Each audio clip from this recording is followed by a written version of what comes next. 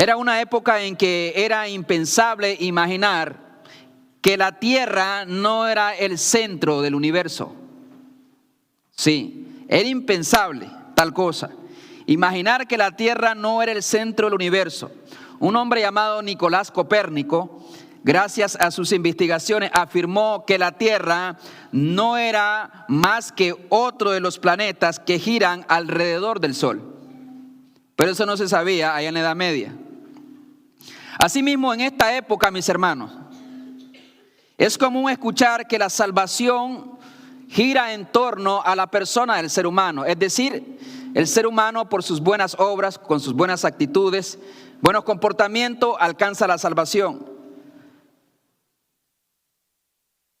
Es impensable en nuestra cultura que se rige bajo un parámetro muy definido, que es las obras.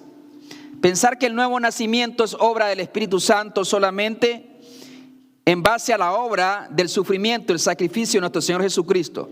Que no son las obras el centro de nuestra salvación y del nuevo nacimiento. Que son las obras de Cristo el centro de nuestra salvación y del nuevo nacimiento. Que se reciben por medio de la gracia a través de la fe puesta en Jesucristo y solamente en Él. Esto no significa, como hemos dicho, que las obras no son importantes en el creyente. Creemos que sí van a haber obras cuando sí ha habido un nuevo nacimiento. Porque mucha gente no obra de acuerdo a la fe cristiana, simplemente es parte de una religión o parte de una iglesia, es porque no han conocido a Dios y nunca han nacido de nuevo. Aunque hayan sido bautizados, aunque sirvan en iglesia, su carácter no refleja un carácter cristiano en el trabajo, en el hogar, como esposo, como esposa, como hijos, como hermanos, no lo refleja en la más intimidad, en la privacidad de su vida. ¿Por qué? Porque su corazón no ha sido regenerado. No ha sido transformado por el poder del Espíritu Santo, aunque pueda tener y gozar de un nombre, de una posición en una iglesia. Es necesario, le dijo Jesús a Nicodemo, que nazca de nuevo. No importa quién fuese Nicodemo, un principal entre los judíos, un fariseo, Jesús de una vez le deja claro esta gran verdad. No importa quién tú seas, Nicodemo, no importa si otros te aplauden, no importa si otros creen que tú por tus buenas obras vas a ir al cielo, te diré algo simple. De cierto te digo que si no naces de nuevo, es imposible que entres al reino de Dios. Amén. ¿Alguien me está haciendo competencia ahí? El evangelio de la gracia de Dios es lo que a mí me humilla y a la misma vez me da vida, me da fuerzas, ánimos, cuando entiendo que todo es a través de la gracia que hay en Jesús. Que no es que yo estoy tratando de ganar el favor de Dios, sino que ya lo tengo en la persona de Cristo. Así que vaya conmigo a Juan capítulo 3, versículo 14. San Juan, capítulo 3, versículo 14 y 15. El domingo pasado iniciamos esta serie que yo creo tan importante por los tiempos en que vivimos y la tremenda confusión que hay dentro de la cultura cristiana.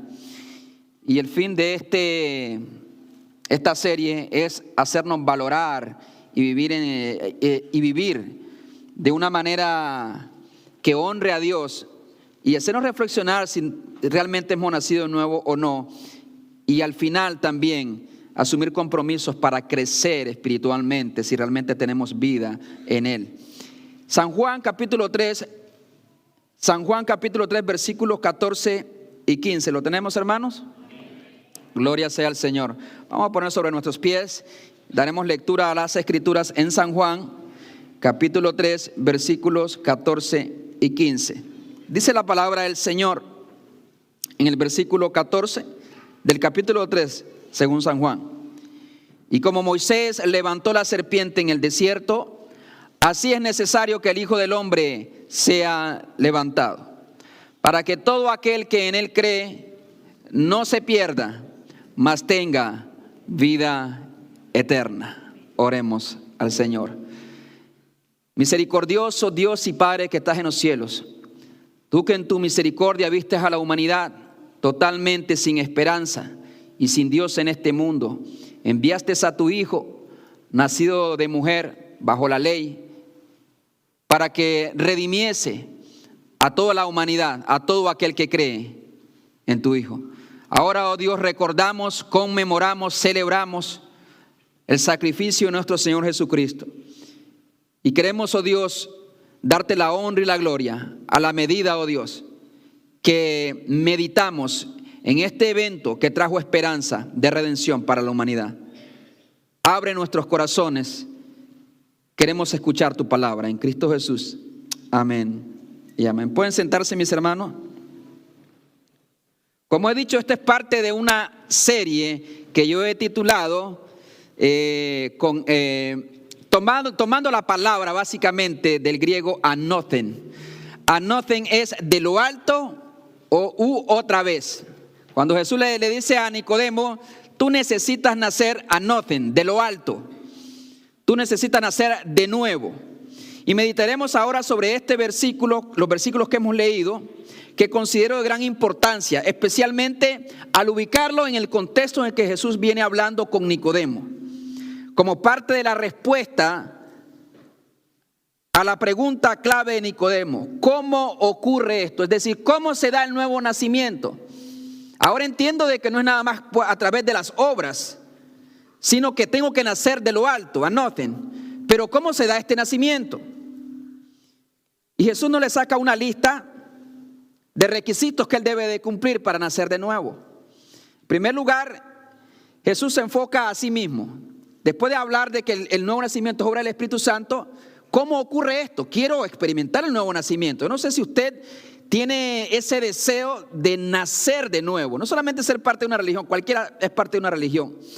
El tema es nacer de nuevo. Y si no naces de nuevo, te digo, hermano, no puedes ver el reino de los cielos. No puedes entrar al reino de los cielos. No importa quién tú seas, no importa quién sea entre la comunidad, en la sociedad, tienes que nacer de nuevo. Lo que Jesús le dijo. Entonces Nicodemo, entendiendo esta gran verdad, se preocupa y dice, ¿cómo puede hacer esto? ¿Cómo puede pasar? Quiero saberlo. Y Jesús le responde de esta manera, y llega al versículo 14, señalándose a sí mismo y la obra de redención que él haría. Y yo quiero enfatizar precisamente esta parte. Cristo es el centro de nuestro nuevo nacimiento. Cristo es el centro de nuestro nuevo nacimiento. No somos nosotros, no son nuestras obras, no es ni siquiera la fe, sino que es Cristo. Todos podemos tener fe en algo, pero quien nos salva es Cristo. Por lo tanto, el nuevo nacimiento está ligado al sacrificio de nuestro Señor Jesucristo.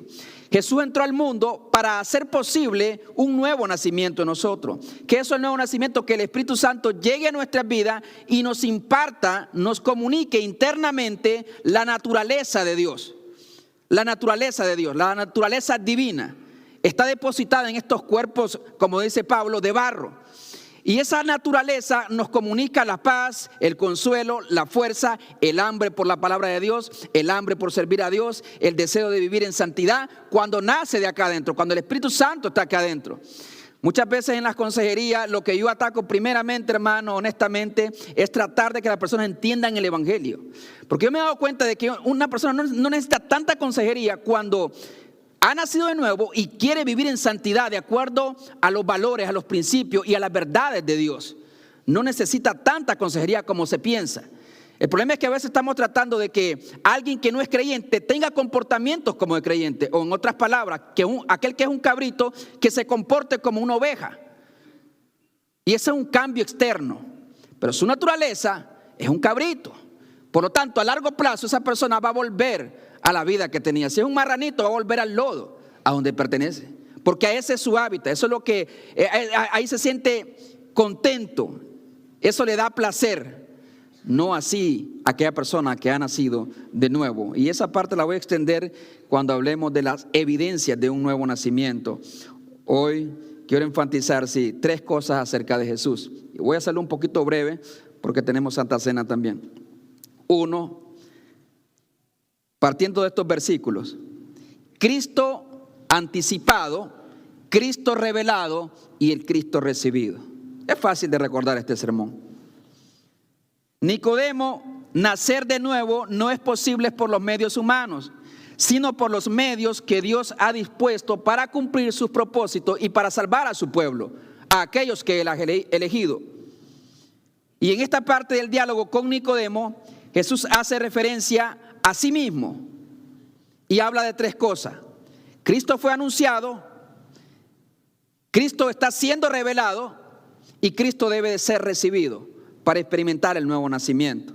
Repítalo conmigo, hermano. Las tres cosas, la centralidad de Cristo en el nuevo nacimiento. En primer lugar, Cristo anticipado, dígalo. Cristo, otra. Cristo anticipado, Cristo revelado. Diga, Cristo revelado. Y Cristo recibido.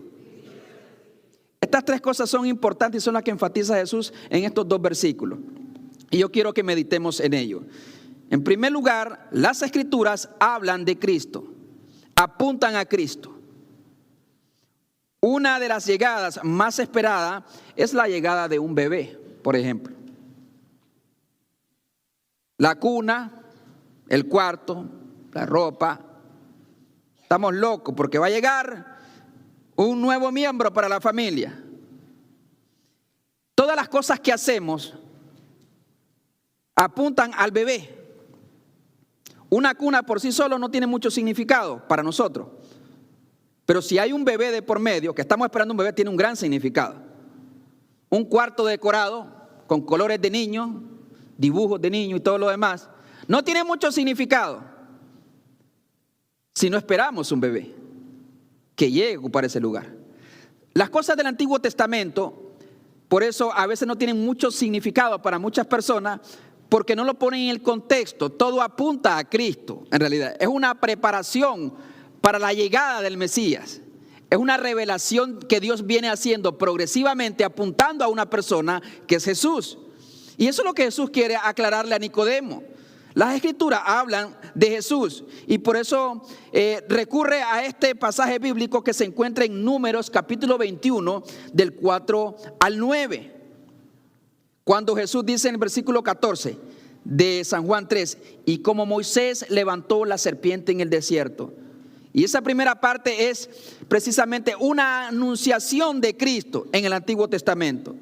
Porque el Antiguo Testamento apunta a la persona de Cristo, los personajes, el arca de Noé apunta a Cristo, el sacrificio de Isaac apunta a Cristo, José vendido por sus hermanos apunta a Cristo, Moisés liberando al pueblo apunta a Cristo, Josué conquistando la tierra prometida apunta a Cristo, David destruyendo al gigante Goliat apunta a Cristo. Todo apunta a Cristo, la simiente de Abraham, los sacrificios del Antiguo Testamento, la tierra prometida y también aquella serpiente que fue levantada en el desierto, que es el tema de Jesús en este momento. El pueblo se había rebelado contra Dios en aquel entonces y contra Moisés. Murmuró contra Dios y contra Moisés. Dios entonces les envió serpientes. Estas serpientes los mordían. Y a toda persona que mordían estas serpientes venenosas, morían inevitablemente. Y cayó el uno, el otro, el papá, el abuelo, el primo, el tío. Y casi todo el pueblo experimentando el llanto, el dolor que había provocado la serpiente a causa precisamente de su pecado y de su rebeldía. No sé cuántos alguna vez han sido mordidos por una serpiente. Algunos le temen hasta las cucarachas, no se diga la serpiente.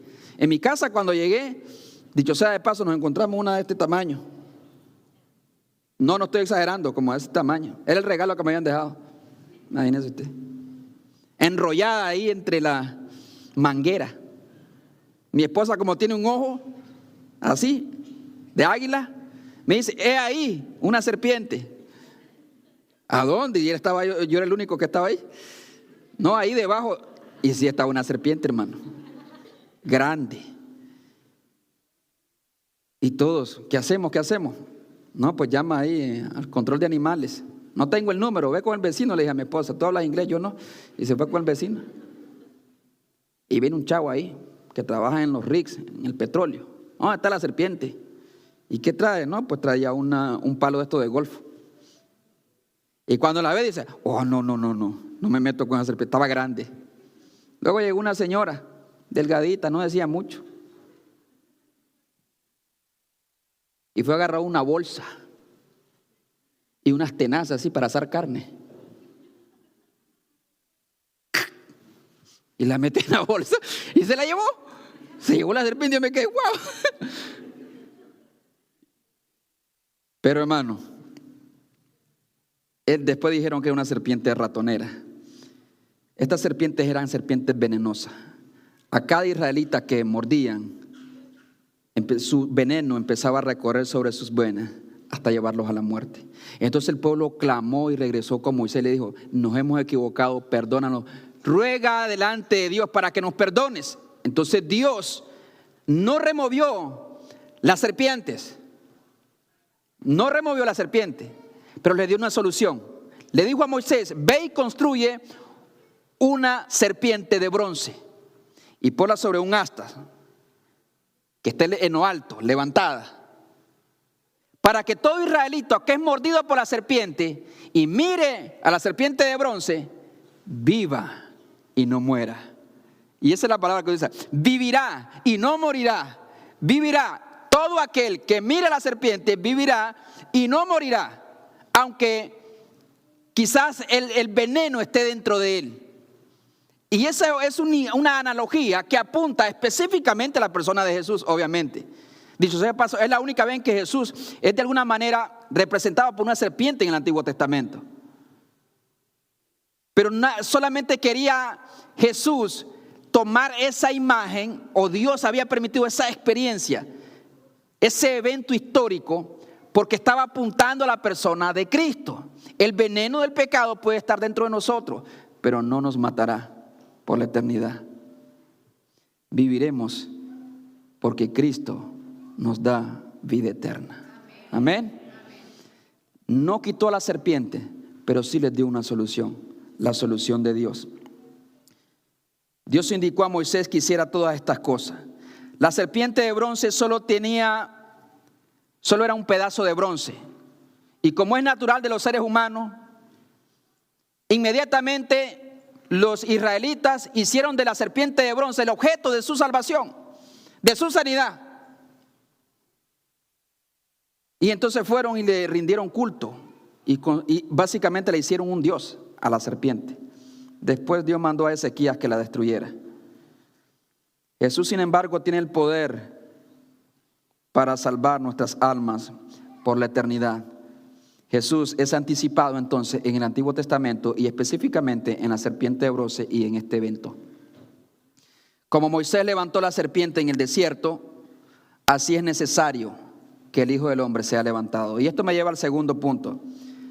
Cristo anunciado, Cristo revelado. Ahora Cristo se va a dar a conocer.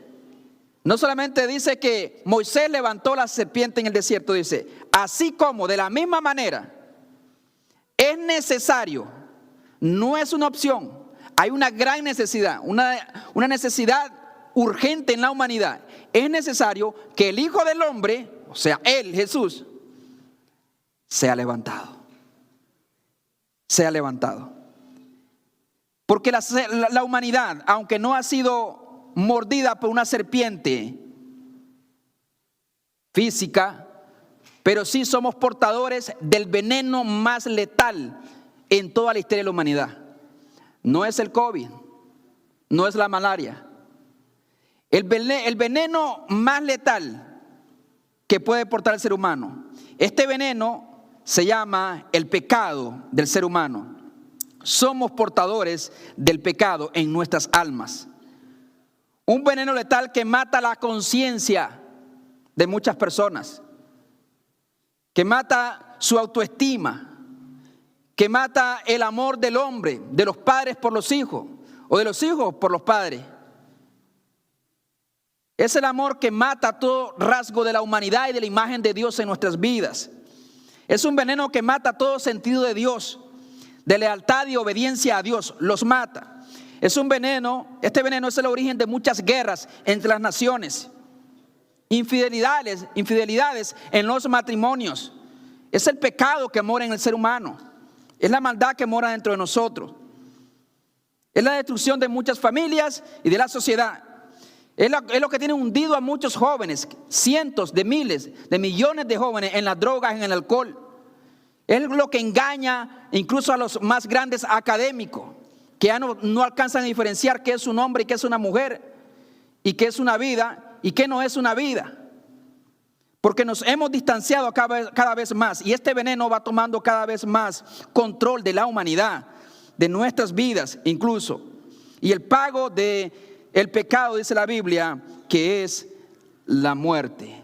Y si usted es creación de Dios, descendiente de Adán y Eva, es portador de este veneno letal. Todas las actitudes que ven, toda la maldad que ven en el mundo, es producto precisamente de la maldad que hay en el corazón del ser humano. Aquí se crea la maldad. Tantos niños que se mueren de hambre, pero Dios ha dado para todos. Dios ha dado suficiente para toda la humanidad. Pero algunos egoístamente no compartimos con aquellos más necesitados. La maldad está en el ser humano. Y voy a hablar usted sabe que cuando una fruta, digamos, cuando una manzana, usted se ha encontrado una manzana podrida, voy a utilizar esta ilustración, una manzana podrida y le ve algunos agujeros a la manzana. Usted inmediatamente piensa de que un gusano empezó a comerse esa manzana y entró a la manzana, ¿verdad? Pues es al revés. Por lo general, el huevo de un insecto fue puesto sobre la flor. Y eventualmente esta flor dio origen a la manzana. Y esta manzana y el gusano que estaba en ese huevito originalmente se abrió camino para salir. Se vino comiendo, pero al revés, no de afuera hacia adentro, sino de adentro hacia afuera. Y esta es una ilustración, hermano, que yo pienso de que de alguna manera nos explica la dinámica del pecado en nosotros. Jesús dijo, no es lo de afuera lo que contamina al hombre, sino lo de adentro, lo que está adentro, el veneno del pecado.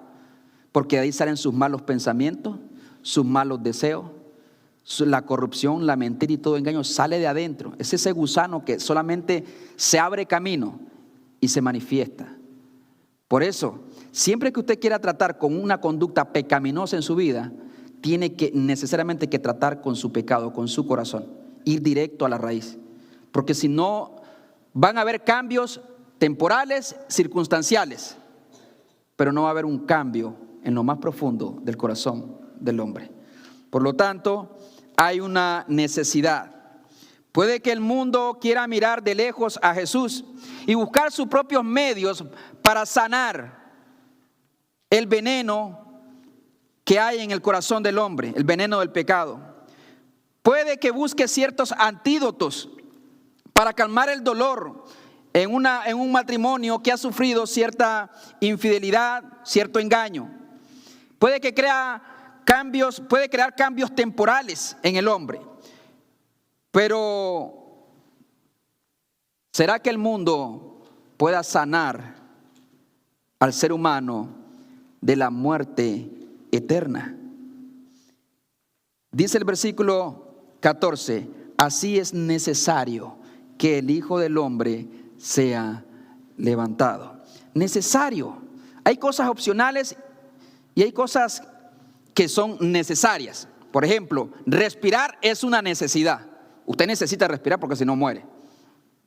Comer, usted necesita comer porque si no muere. Vestirse de esta forma con un traje no es necesario, es opcional.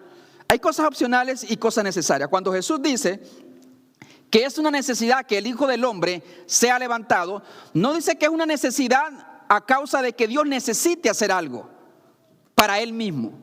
No es una necesidad para que Dios sea de alguna manera revelado o sea glorificado aún más.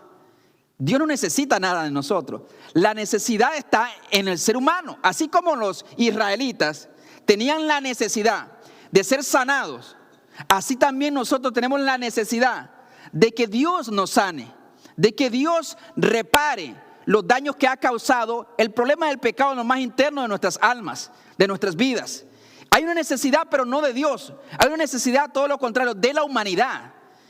De la humanidad. Y es por eso que es necesario que Jesús muera, sea levantado, igual que la serpiente allá en el desierto fue levantada, así el Hijo del Hombre sería levantado. ¿Y qué es esto de levantado? Es precisamente que sería crucificado. Es una clara referencia a la crucifixión de nuestro Señor Jesucristo, que sabemos que entre dos ladrones Jesús fue levantado y fue crucificado. Necesario para la causa del hombre y para el beneficio del hombre. Necesario para transformar el corazón de la raza humana caída en pecado. Necesaria para el perdón de nuestros pecados.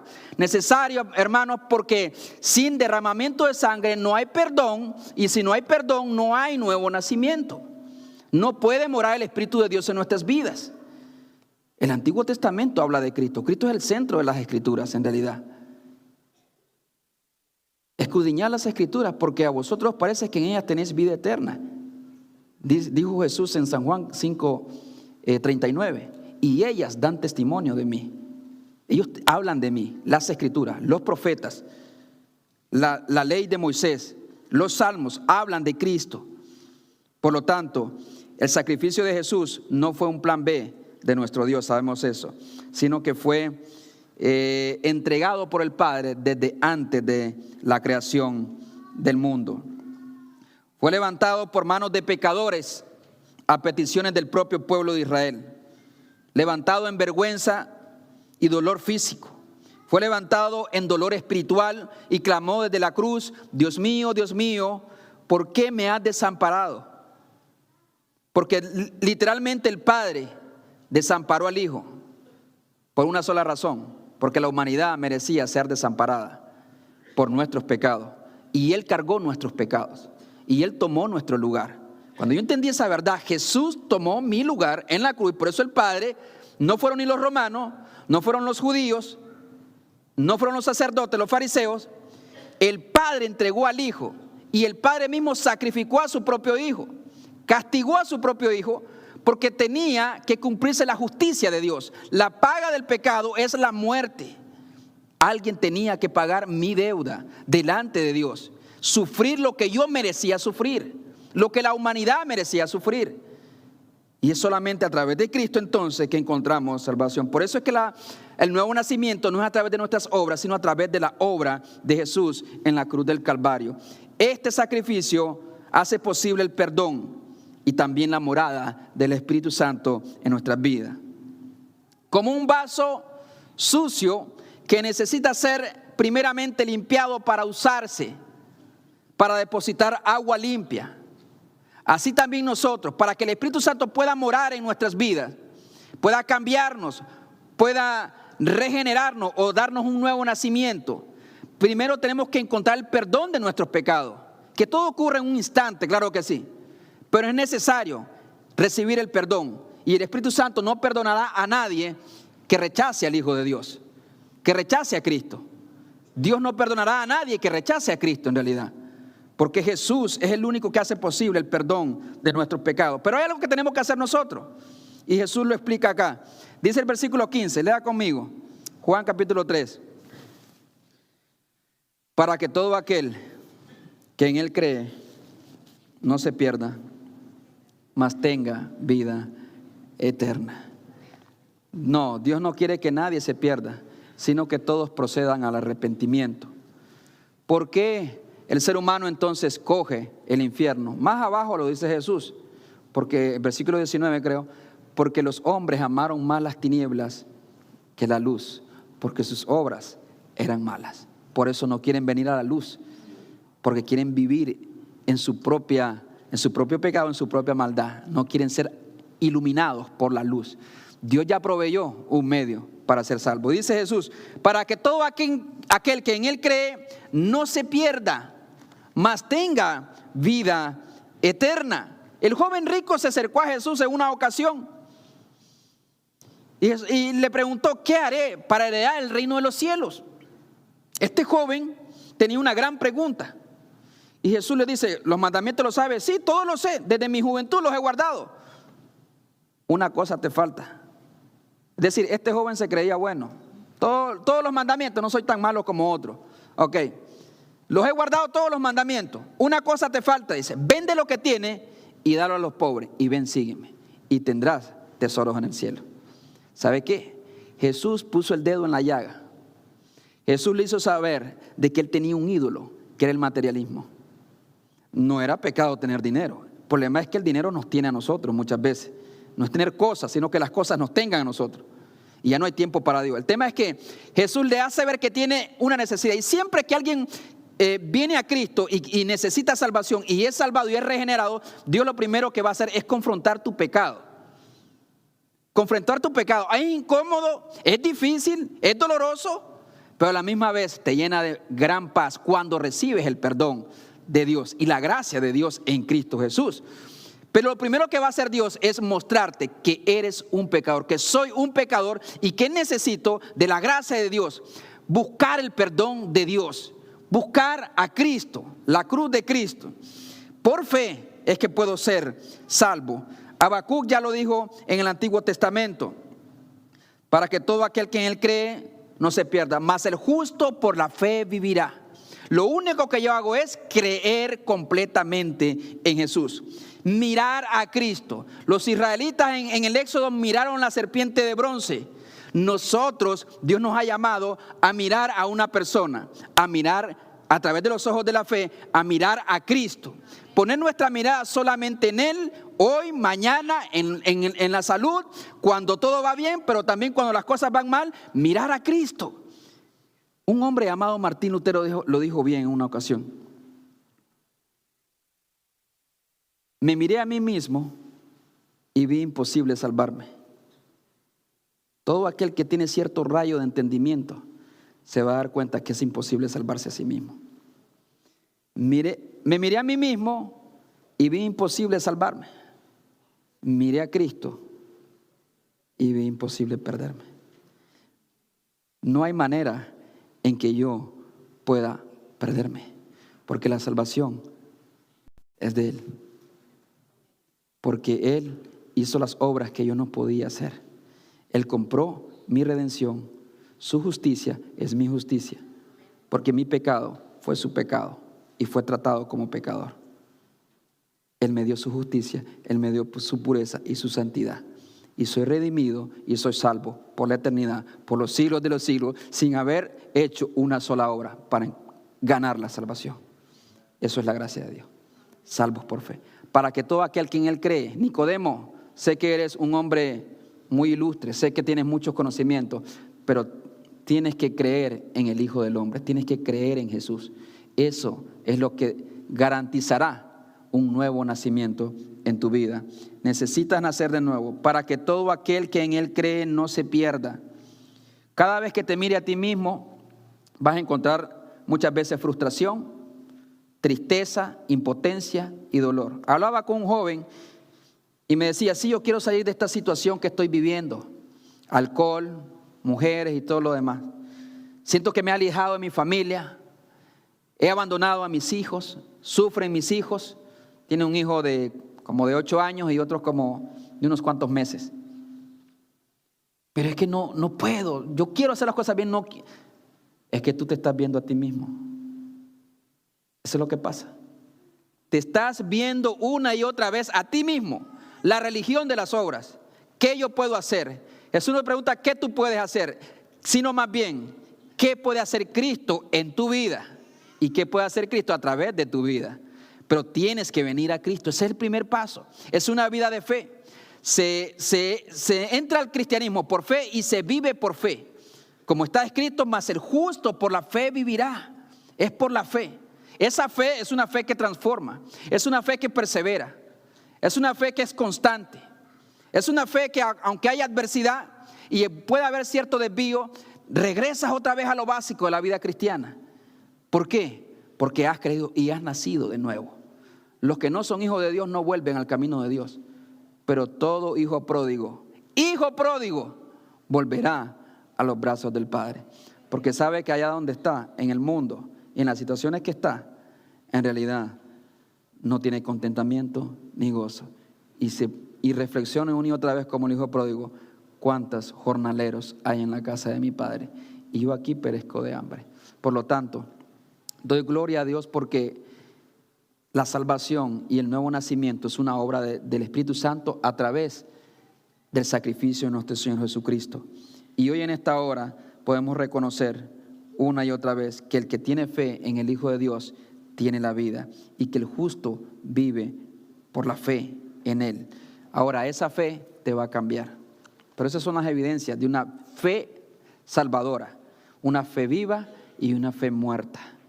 Hay muchos que tienen una fe muerta, que es aceptar ciertas cosas como Nicodemo, y otros que tienen una fe viva, que rinde su voluntad, sus sentimientos, sus comportamientos, y trata de vivir en santidad para la gloria de Dios.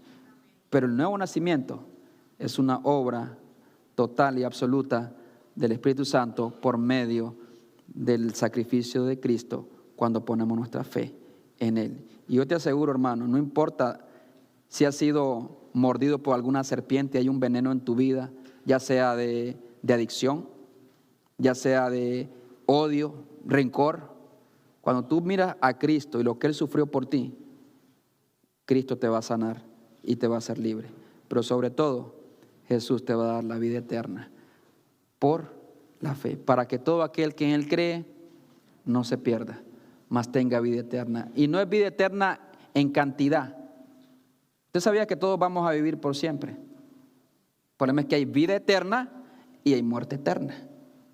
Pero todos que vamos a vivir para siempre, todos vamos a vivir para siempre. En el final de los tiempos muchos se levantarán del polvo, dice Daniel 12:2. Unos para vida eterna y otros para vergüenza y confusión perpetua. Hay fuego y hay paraíso. Hay un cielo y hay un infierno. Real porque real. La Biblia lo enseña. Y si la Biblia lo enseña, yo lo creo con todo mi corazón. Yo no sé usted, pero yo lo creo y doy mi vida por lo que dice la Biblia. Porque precisamente es palabra de Dios.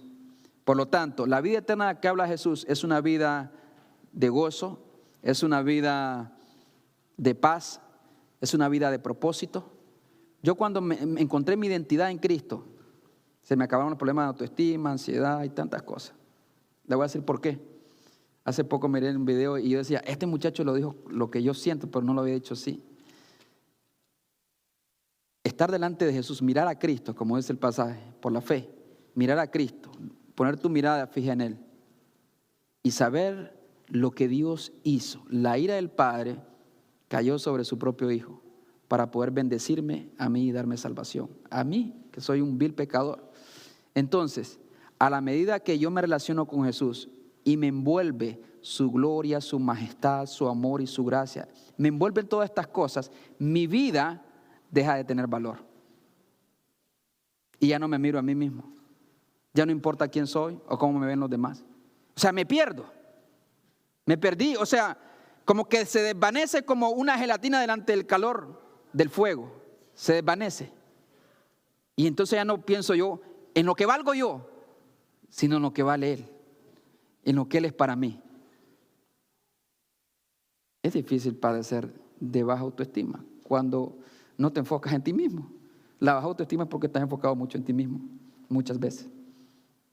Y piensas mucho en lo que otros te han dicho. Y no piensas en lo que Cristo dice de ti, lo que Cristo hizo por ti, a lo que Cristo te está llamando a hacer y a hacer. Las bendiciones que tenemos en Cristo. Porque hemos sido bendecidos en Cristo con toda bendición espiritual en los lugares celestiales, dice Efesios capítulo 1. Hemos sido bendecidos en Cristo.